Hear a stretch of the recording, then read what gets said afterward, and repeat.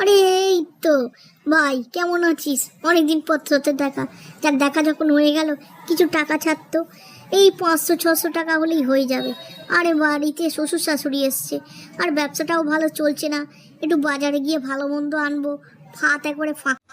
আরে এই জন্যেই তোকে কতদিন ধরে বোঝাচ্ছি যে হাতির ব্যবসাটা শুরু কর। এটা একটা নতুন আইডিয়া, কেউ এখনও শুরু করেনি। তুই আমি শুরু করলে মন্দ হবে না। একটা বুড়ো দেখে হাতি কিনবো, ব্যাস, আর কিচ্ছু লাগবে না। তুই কিছু টাকা দে, আমি কিছু টাকা দিই, দেখ। হাতির ব্যবসা কোনোদিন শুনিনি। আর বুড়ো হাতি দেখে লোকে কি আর হাতির পিঠে চড়বে, না তোকে টিকিটের দাম দেবে? বুড়ো হাতি কেন, একটা ইয়ং হাতি কিনলেই হয়। দূর, লোককে কেন হাতি চড়াবো? হাতি চড়িয়ে সেই তো 10 টাকা 20 টাকা করে দেবে টিকিটের দাম। তার থেকে বুড়ো হাতিটাকে আনবো, আর কম খেতে দেবো, ব্যাস, অসুস্থ হয়ে মরে যাবে। তারপরে মরা হাতি লাখ টাকা দিয়ে বিক্রি করব। উড়িলে ওরা